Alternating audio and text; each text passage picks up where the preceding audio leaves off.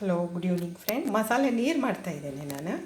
ಈಗ ಮೊದಲೇ ಕೊರೋನಾ ಕಾಲ ಇದು, ಅದರಲ್ಲಿ ಮಳೆ ಬೇರೆ ಶುರು ಆಯಿತು. ಅದಕ್ಕೆ ನಾವು ಬರೀ ಬಿಸಿನೀರು ಕುಡಿದ್ರೆ ಸಾಕಾಗೋದಿಲ್ಲ. ಆ ಬಿಸಿನೀರು ಜೊತೆಗೆ ಇದರಲ್ಲಿ ಯಾವುದಾದ್ರೂ ಒಂದು ಮಸಾಲೆಯನ್ನು ದಿವ್ಸಕ್ಕೆ ಒಂದು ಸೇರಿಸಿ ಮಸಾಲೆ ನೀರು ಮಾಡಿಟ್ಕೋಬೇಕು.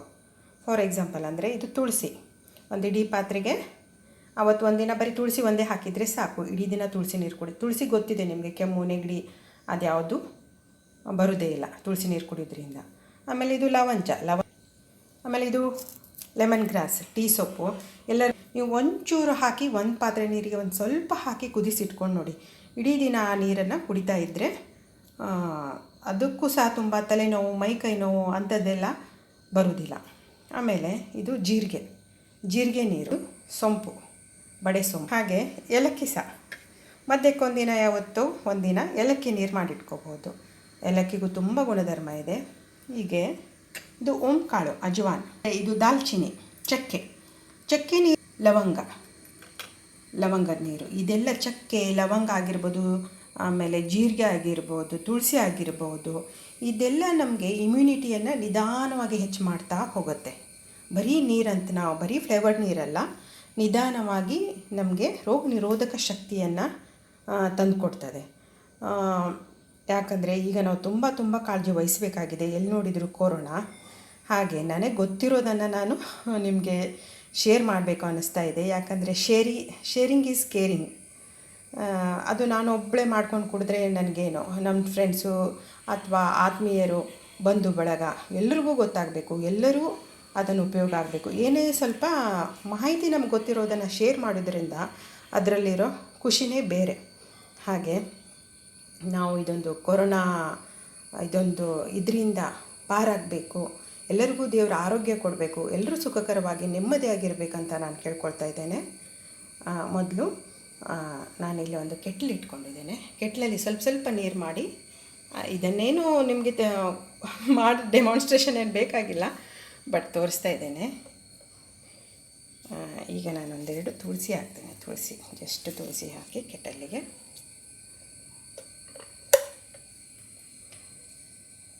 ನಿಮಗೆ ಒಂದು ವಾರಲ್ಲಿ ನಿಮಗೆ ಗೊತ್ತಾಗ್ತಾ ಇದೆ. ಎಲ್ಲವೂ ಸೇರಿ ಒಂದೇ ದಿನ ಮಾಡೋಕ್ಕೆ ಹೋಗಬೇಡಿ, ದಿನ ಒಂದೊಂದು ಮಾಡಿ. ಅಥವಾ ನಮಗೆ ಟೀ ಸೊಪ್ಪು ಸಿಗ್ತಾ ಇಲ್ಲಾಂದರೆ ತುಳಸಿ ನೀರೇ ಕುಡಿಬೋದು ದಿನ. ಇಲ್ಲ ಲವಂಚ ಸಿಗೋದಿಲ್ಲ ಅಂತ ಹೇಳಿದರೆ ದಿನ ಜೀರಿಗೆ ಹಾಕಿ ಕುದಿಸಿ.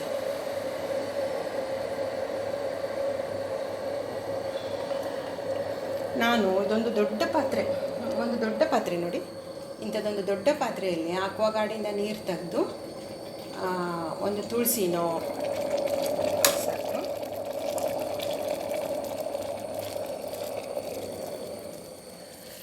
ನೋಡಿ ತುಳಸಿ ನೀರು ರೆಡಿ ಆಯಿತು. ಸ್ವಲ್ಪ ಕಲರ್ ಚೇಂಜ್ ಆಗಿದೆ ಅಂದರೆ ಬಿಟ್ಕೊಂಡಿದೆ.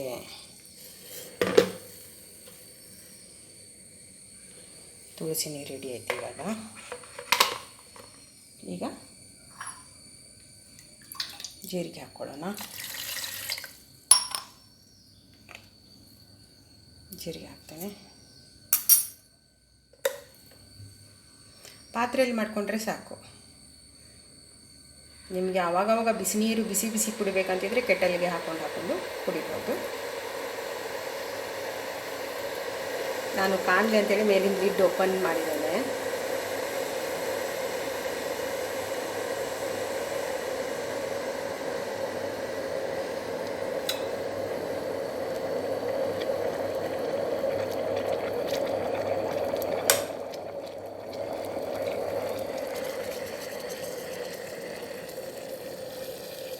ಕೆಲವರಿಗೆ ಬಿಸಿನೀರು ಅಂದರೆ ಆಗೋದಿಲ್ಲ. ಏನಪ್ಪ ಬಿಸಿನೀರು ನೋಡಿ, 2 ನಿಮಿಷಲ್ಲೇ ಕಲರ್ ಬಿಟ್ಕೊಂಡ್ಬಿಡ್ತು.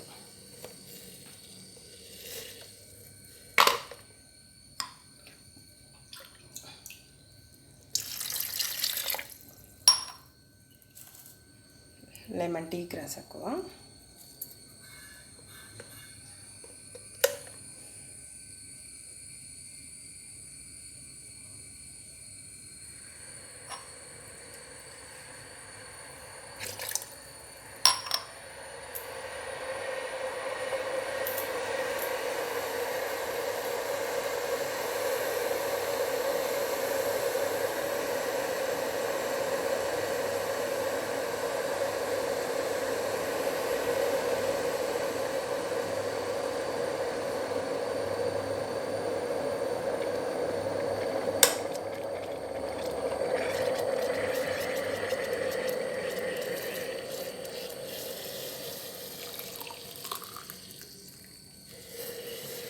Lemon grass water.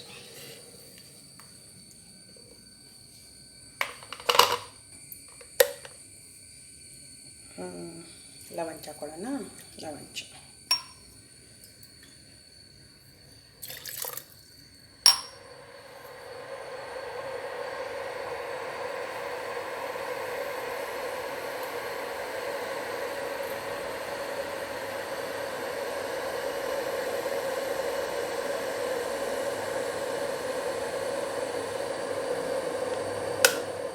ಗಂಧಿಗೆ ಅಂಗಡಿಯಲ್ಲಿ ಲಾವಂಚ ಕೇಳಿ ಸಿಗ್ಬೋದು.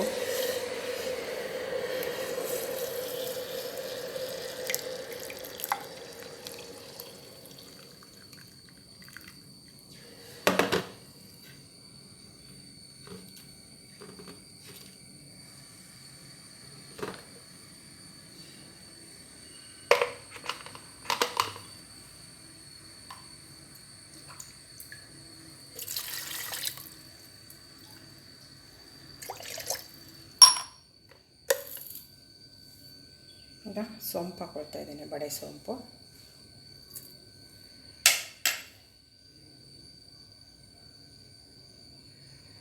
ಎಲ್ಲರ ಮನೆಯಲ್ಲಿ ಇದೆಲ್ಲ ಸಾಮಾನುಗಳು ಇದ್ದೇ ಇರುತ್ತೆ. ನಾವು ಬಿಸಿನೀರು ಕಾಸೋವಾಗ ಒಂದು ಚಿಟಿಕೆ ಹಾಕಿದರೆ ಆಯಿತು.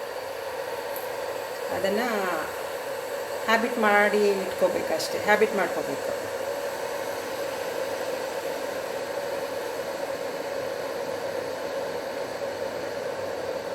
ಯಾರು ಗೆಸ್ಟ್ ಬಂದರೂ ಸಹ ಕೇಳ್ತಾರೆ, ಏನು ರೀ, ಏನು ಫ್ಲೇವರ್ ಬರ್ತಾಯಿದೆ, ಏನು ಹಾಕಿದ್ದೀರಾ, ಯಾವ ನೀರಿದು ಅಂತ ಕೇಳ್ತಾರೆ.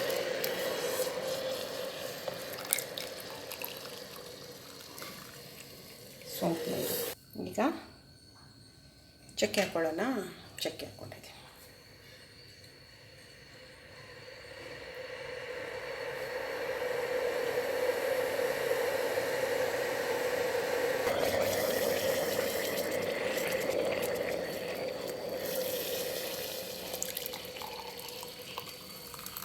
ನೋಡಿ, ಚಕ್ಕೆ ನೀರು.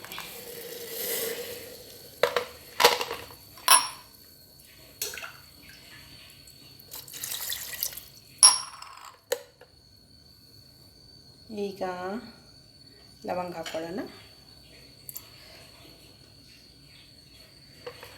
ಇದು ಎಲ್ಲ ಕೆಲವು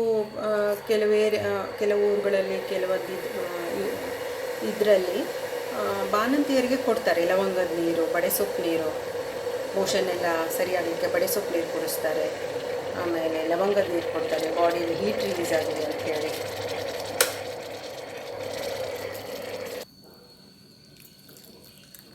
ನೋಡಿ, ಇದು ಲವಂಗದ ನೀರು.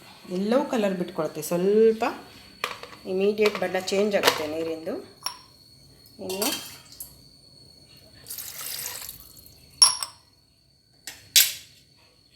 ಅಜವಾನ ಹಾಕ್ತೇನೆ.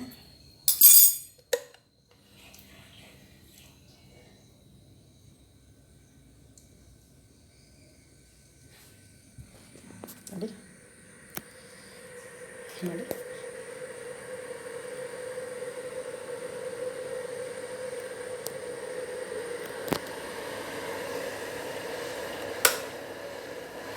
ಇದು ಓಂಕಾಯಿ ನೀರು.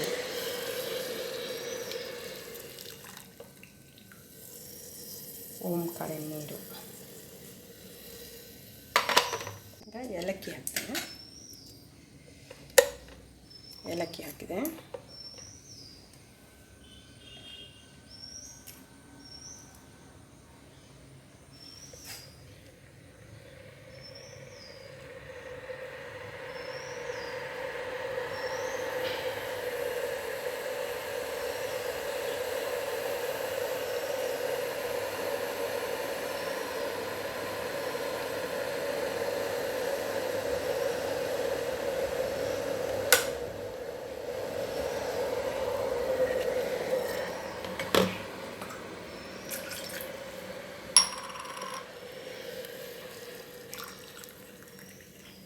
ಇದು ಏಲಕ್ಕಿ ನೀರು.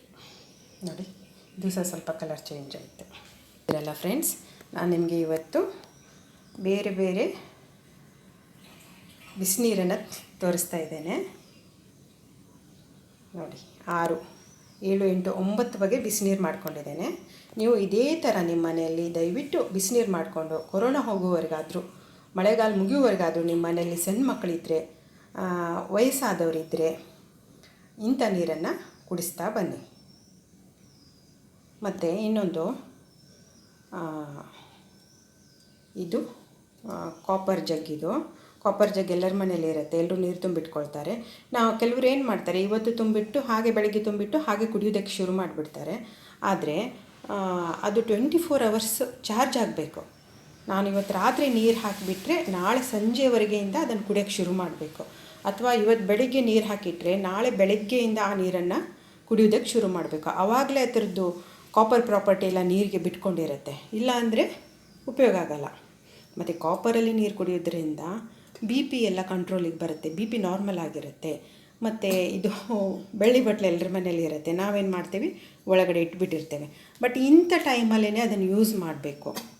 ನೋಡಿ, ಬೆಳ್ಳಿಯಲ್ಲಿ ನಾವು ದಿನಾ ನೀರು ಕುಡಿಯೋದ್ರಿಂದ ಸಹ ಇಮ್ಯುನಿಟಿ ಬರುತ್ತೆ. ಇಂಥ ಕೊರೋನಾದಂಥ ರೋಗಗಳು ಅಥವಾ ಸಾಂಕ್ರಾಮಿಕ ರೋಗಗಳಿಂದ ದೂರ ಇರ್ಬೋದು. ಹಳೆಯ ಕಾಲದಲ್ಲಿ ರಾಜರ ಮನೆಗಳಲ್ಲಿ ಏಕೆ ಅವರು ಬೆಳ್ಳಿ ತಟ್ಟೆಯಲ್ಲಿ ಊಟ ಮಾಡ್ತಿದ್ರು, ಬೆಳ್ಳಿ ಲೋಟ ಬಟ್ಲುಗಳನ್ನೇ ಯಾಕೆ ಉಪಯೋಗ ಮಾಡ್ತಿದ್ರು ಅಂದರೆ ಅವರಿಗೆ ಯಾವುದೇ ಸಾಂಕ್ರಾಮಿಕ ರೋಗ ಬಾರದೇ ಇರಲಿ ಅಂತ ಅವ್ರು ಯೂಸ್ ಮಾಡ್ತಿದ್ರು. ಇವತ್ತು ಎಲ್ಲರ ಮನೆಯಲ್ಲಿ ಇದೆ. ಬಟ್ ಆದರೂ ನಾವೇನು ಮಾಡ್ತೀವಿ, ಪೂಜೆ ಟೈಮಲ್ಲಿ ಅಷ್ಟೇ ಉಪಯೋಗ ಮಾಡಿಬಿಟ್ಟು ಆಮೇಲೆ ಎತ್ತಿಟ್ಬಿಡ್ತೇವೆ. ಆದರೆ ಅದನ್ನು ದಿನಾ ಈ ಥರ ನಾವು ಇಂಥ ಟೈಮಲ್ಲಾದರೂ, ಅಟ್ಲೀಸ್ಟ್ ಕೊರೋನಾ ಬಂದಿದೆ ಈಗ, ತುಂಬ ಜಾಗೃತರಾಗಿರಬೇಕು. ಇಂಥ ಟೈಮಲ್ಲಾದರೂ ನಾವು ದಿನ ಬೆಳ್ಳೆಯನ್ನು ಉಪಯೋಗ ಮಾಡೋದ್ರಿಂದ ನಮಗೆ ಇಮ್ಯುನಿಟಿ ನಿಧಾನಾಗಿ ಹೆಚ್ಚಾಗುತ್ತೆ ಮತ್ತು ಸಾಂಕ್ರಾಮಿಕ ರೋಗಗಳಿಂದ ನಾವು ಖಂಡಿತವಾಗಿ ದೂರ ಉಳಿತೇವೆ. ಈ ವಿಡಿಯೋ ನಿಮಗೆ ಇಷ್ಟ ಆಗಿದೆ ಅಂದ್ಕೊಂಡಿದ್ದೀನಿ. ನೀವು ಈ ಥರ ಬೇರೆ ಬೇರೆ ನೀರು ಮಾಡಿ ದಯವಿಟ್ಟು ಮತ್ತೊಂದು ಸರಿ ಹೇಳ್ಕೊಳ್ತಾ ಇದ್ದೀನಿ. ಈ ನನ್ನ ವಿಡಿಯೋ ನಿಮಗೆ ಇಷ್ಟ ಆಗಿದ್ದರೆ ಲೈಕ್ ಮಾಡಿ, ಶೇರ್ ಮಾಡಿ. ಇದು ಇನ್ನೂ ಹೆಚ್ಚೆಚ್ಚು ಜನರಿಗೆ ತಲುಪಲಿ ಅಂತ ನನ್ನ ಆಶೆ. ಮತ್ತು ಸಬ್ಸ್ಕ್ರೈಬ್ ಆಗಿ. ಧನ್ಯವಾದಗಳು.